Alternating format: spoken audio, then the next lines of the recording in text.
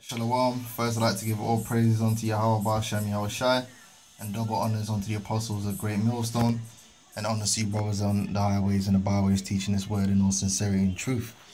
And as the scripture says, man, the second woe is past, and behold, the third woe cometh quickly.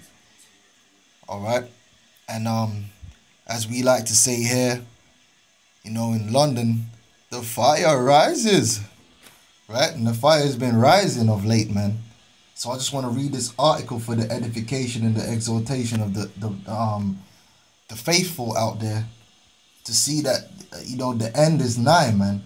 Now ain't the time to, you know, to fuck about, you know, and reject suffering and enter into the world, man. Now is the time to, you know, knuckle up, you know, pull your socks up. All right, so threat. This is August the 16th from All News Pipeline, which is a good source, I think, personally. Threat of nuclear war intensifies as Ukraine erupts in all-out war, which they're not really covering this on the mainstream news, man.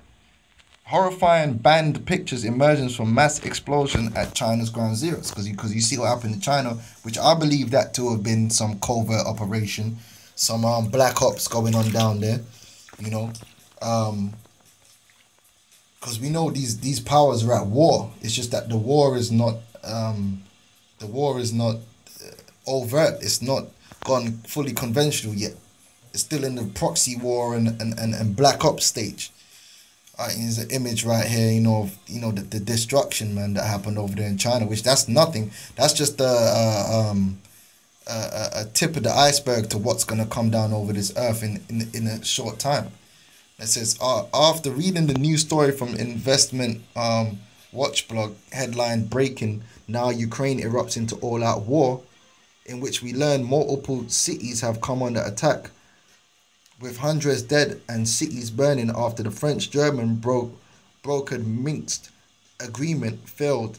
We clearly see why U.S. military analyst Stephen Lenman is warning that the threat of nuclear war with Russia has just increased immensely. And not only that, that if Russia take Ukraine, they basically got a conduit to send their troops into Europe, which that's what's going to happen. The Russian troops and the tanks, they're going to roll across them lines through Ukraine, through that plain land, which is there, because the pretty much there's a mountain range, you know. If I can get it up, I'll get it for brothers, man. Give me a second. Let me see what I can do here. Maps. You know, we on the fly. Right. Should we use Google Maps? Yeah. Let's use Google Maps, man. Use the app. Right. Nah, son. We did. Go back. Alright, so we here. There you go, London City. The Lord's gonna destroy that place, man. You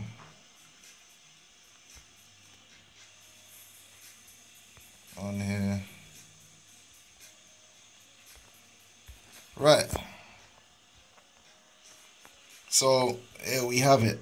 Now, it's not giving me what I want. I want the option of a particular type of map. Maybe I should have opened it up in but pretty much, if you can look it up for yourself, man. I believe it's this region up through Belarus and Latvia. It's hard for tanks to get through that region because you got a lot of mountainous area. But there's a position here around Ukraine, all right, where basically it's pretty much flat land, so the tanks can just roll in. All right. It's not going to give me the option, but I mean, I'm pretty sure brothers can research that for themselves. Try to get it up real quick, but you know, that's maybe if I open it up in Chrome,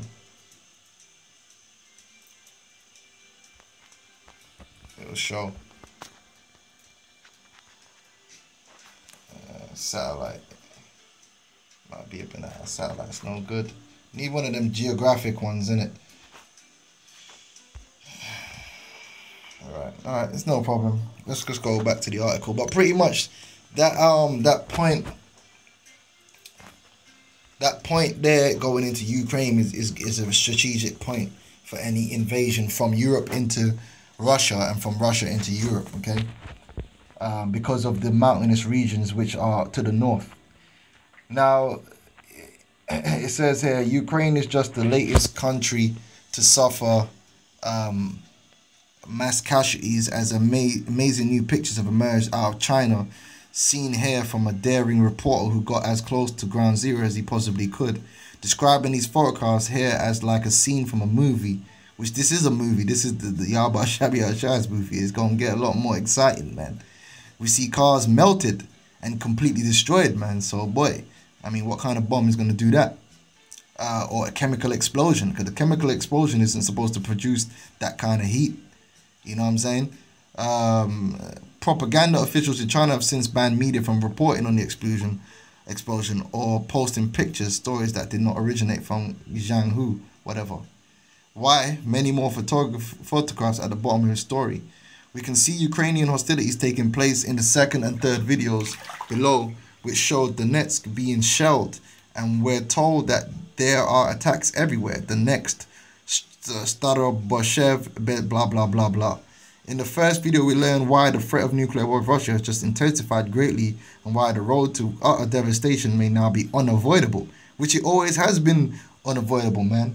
For all you fucking peace activists, man, I'm in the words of the great apocalypse, you are only delaying the inevitable. Okay? This third world war, the scripture tells you quite clearly, man. The second war was past, which they just had the 70th anniversary the other day.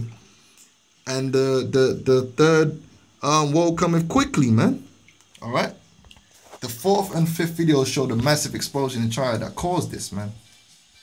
Now it says, back on August 11th, AMP published a story in which we asked if Americans would be ready if China and Russia were to suddenly attack. In it, we shared a warning from former Fox News producer Jack Hannick that if new hostilities start, Russia will not let the war be a proxy war, where the US supplies weapons and advises and lets others do the boots on the ground combat. Russia will take the war to the US. So that, you know, that's part of the hooks being put back into the jaw of the bear, man. All right, with new hostilities having suddenly broken out in the Ukraine, as seen in the videos below, soon after China was hit by the mysterious explosion which left cars completely toasted and mysterious melted silver liquid on the ground, as seen in the horrifying pictures of devastation in this story. We have to ask, how long will it be until war comes home? And if war here in America on our home turf is the reason for all of the massive military movements that we've seen across the country, yeah, martial law and World War III. And guess what? The scripture tell you about America being that virgin, because America's never really been touched by a foreign power. You know, it ain't really faced great devastation like the London Blitz and the Blitzkrieg and all that. No, in World War I and World War II, America was untouched, which is fitting, because in World War III, America's going to be the most touched. It's going to be completely destroyed. And there you got the pictures. The Unhived Mind recently published, that's a good name, the Unhived Mind, recently published a story in which they asked if all of this devastation in China was possibly caused by the US secret spy plane, the X-37B, aka rods from God. Hey, 'cause these crackers are proud. Only the cracker will call their weapon rods from God, you know. Yeah, they think they're the most high, man. They're gonna find out what a rod from a God feels like when we're gonna bash them over their fucking head. It goes on, we can see, it's like, come on. That was my bad. Okay, we can see in the picture below the massive crater that was caused by the initial blast. And we know from this recent story from the International Business Times telling us that both the US and China are now accusing each other of launching secret space mission. We're brought back to a January 2015 story in the Space Review called the X-37B program. Because they got all kind of, you know, different weapons, and there's the blast, you know, with lake that it caused and all that, you know. So we're going to play this. America already spends more for militarism and war making than all all other countries in the world combined, and yet the generals and admirals all the time want more money for more war making and more imperial marauding around the world. And Russia is named as America's #1 existential threat. That's because the so-called white man is the devil. He's a man of nothing but death and destruction, man. He's a violent man. See, they like to pin the so-called Negro, Hispanic, and Native American Indians as being violent, but the white man takes violence to a mass scale. Okay, he's a mass murderer. He's a psychopath, man. That's why the scriptures speak about the red horse in the book of Revelations, man, and a great sword was given unto it. That red horse represents the so-called white man and his power structure. Oh, some months ago, Obama outrageously, ridiculously, named 3 major threats that America faces. One was Russia, the other was Ebola, and the third one was ISIS. Well, ISIS are U.S. Proxy forces recruited by America as proxy U.S. foot soldiers. Ebola, my God, there are much more serious diseases than Ebola. And Russia threatens nobody. Russia is the European continent's consummate peacemaker. Russia has done more under Vladimir Putin to promote peace and stability on the continent than any of the other European nations or any of the world nations, where America and its rogue NATO allies support one war after another. And to call Russia an existential threat, you would think it would be an embarrassment for the U.S. government or anybody in it to make such a suggestion. But Russia bashing is intense, and the thing that's going on now with the U.S. forces increasingly being built up in Eastern Europe with missile defense and entirely for offense targeting Russia's heartland, and with U.S. belligerent military exercises going on one after another, all targeting Russia, the chance for a U.S. military confrontation with Russia just grows and intensifies. And just imagine, these two countries have maybe 95% of the world's nuclear weapons, with delivery systems that could hit targets with pinpoint accuracy anywhere on the planet. The idea of these two countries going to war with each other would literally risk human life on Earth. And this is what's happening, not because of anything Russia is doing. Russia wants peace and stability again. America wants endless wars. And to challenge Russia, risking the possibility of a war, is the best definition of madness that I can imagine. But there are lunatics making policy in Washington, and the possibility of a war like this breaking out is very real. I've said many times, I never was worried during the Cold War. The idea of mutually assured destruction under the leaders of America and Russia pretty much ruled out the possibility of war. But the lunatic fringe that's running America now makes war possible. And I am scared for the first time in my life that a war... Right, and guess what? People, the funny thing is, the average peon was more scared during the Cold War than they are now, which is beautiful. That's why the scripture says, when they shall say peace and safety, then sudden destruction. It happened between these two countries, which would mean a nuclear war and utter devastation.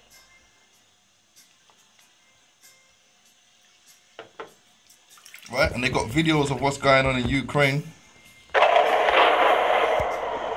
You know, mere shellings. You know, this is gonna come to a block near you, man. Worse.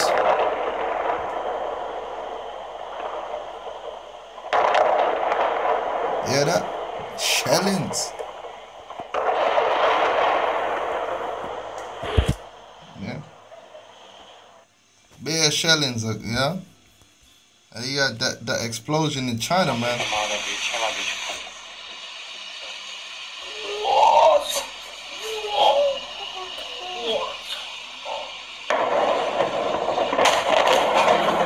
that?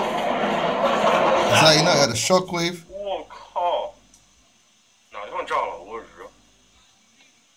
Omens.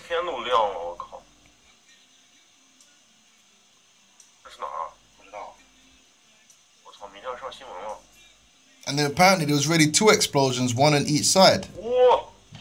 The larger one happened on the other side. Look at that ball. Yo.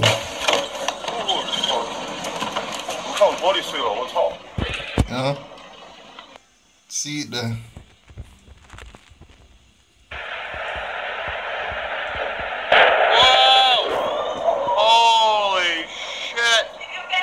Fuck yeah, I'm videoing it. What the fuck?